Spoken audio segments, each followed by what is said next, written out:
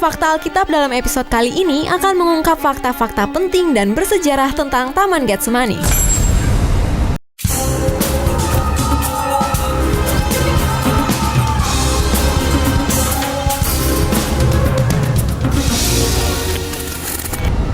Taman Getsemani ini sangat terkenal karena ini adalah lokasi di mana Yesus di malam sebelum dia ditangkap berdoa untuk terakhir kalinya dengan para muridnya. Getsemani adalah sebuah taman di kaki Bukit Zaitun di Yerusalem, Israel, dan dipercaya sebagai tempat Yesus berdoa yang terakhir kalinya sebelum disalibkan. Kata Getsemani muncul pada Injil Matius dan Injil Markus berbahasa Yunani.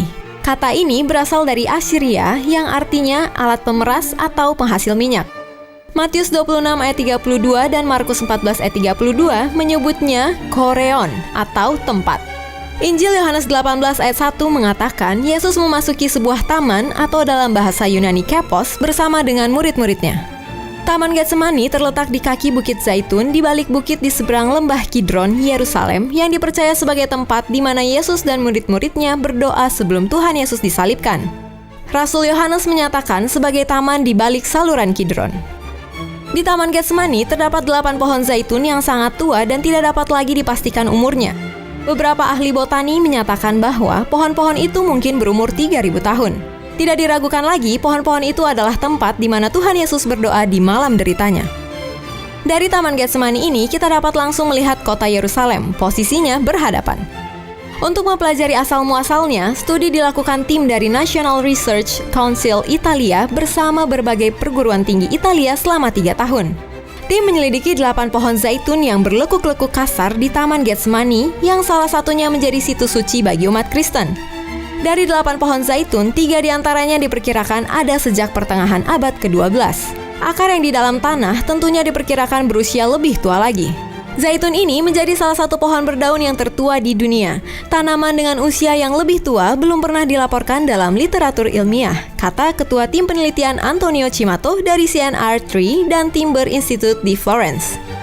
Berdasarkan penanggalan karbon, pohon-pohon ini berasal dari tahun 1092, 1166, dan 1198. Periode saat tentara salib terlibat dalam rekonstruksi gereja secara besar-besaran di Tanah Suci yang kemudian dibangun kembali menjadi Basilica of Getsemani di Yerusalem. Tim peneliti juga mengungkapkan adanya kemungkinan Taman Zaitun pernah mengalami penyusunan ulang dan direnovasi selama rekonstruksi gereja dilakukan. Bukannya tidak mungkin hal ini dapat terjadi karena pohon zaitun dapat tumbuh kembali meskipun telah ditebang bahkan dibakar sekalipun. Artinya adalah bahwa pohon zaitun yang ada di Taman Getsemani sekarang tidak bisa dipastikan secara tepat sejak tahun berapa. Karena itulah banyak yang mempercayai bahwa pohon yang sekarang adalah pohon yang sama di zaman Tuhan Yesus. Berdasarkan Perjanjian Baru, Taman Getsemani adalah tempat di mana Yesus dan murid-muridnya sering berkunjung yang mana memudahkan Yudas Iskariot untuk menemukan Yesus pada malam penangkapannya. Berdasarkan Lukas 22 ayat 43-44, di sana Yesus sangat ketakutan dan makin bersungguh-sungguh berdoa.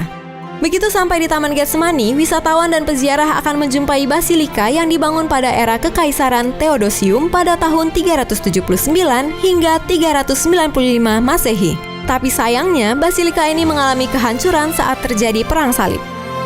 Selanjutnya, mulai abad keempat, tempat peribadatan ini dipindahkan ke sebuah goa yang dulu menjadi tempat penciuman Yudas pada Yesus. Goa ini sendiri berukuran panjang sekitar 17 meter, dengan lebar 9 meter dan tinggi 5,3 meter. Kemudian, pada tahun 1924, dibangun sebuah gereja di lokasi tersebut.